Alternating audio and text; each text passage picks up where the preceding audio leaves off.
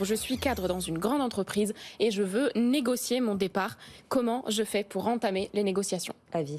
Alors, c'est contre-intuitif, mais la chose à ne pas faire, c'est d'aller voir la direction ou la DRH et de lui dire « Écoutez, j'aimerais bien partir, mais je voudrais un chèque pour partir. » Alors là, l'entreprise va vous répondre « Madame, monsieur, si vous voulez partir, la porte est grande ouverte.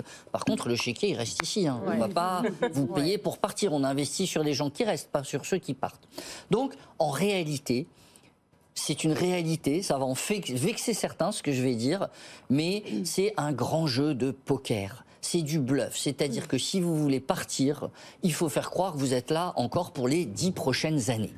Il faut bluffer. En réalité, si vous êtes en demande de rupture conventionnelle, vous ne l'obtiendrez pas. Il y a très peu de chances que vous l'obteniez, ou alors vous l'obtiendrez avec des indemnités minimales. Si vous voulez partir, en réalité, il faut amener l'entreprise à vous demander de partir. Alors vous allez me dire, mais comment? Comment on fait pour amener l'entreprise à demander une rupture conventionnelle?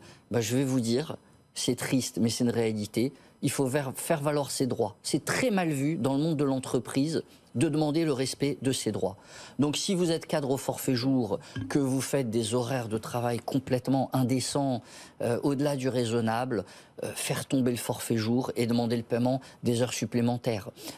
Si vous êtes mis à l'écart, qu'on vous donne des fonctions qui ne correspondent pas à votre poste, que vous êtes harcelé, eh bien il faut le dénoncer. Mais attention, il faut le faire intelligemment, de manière stratégique. Je le dis. Être aidé, c'est ce que vous dites. Être aidé.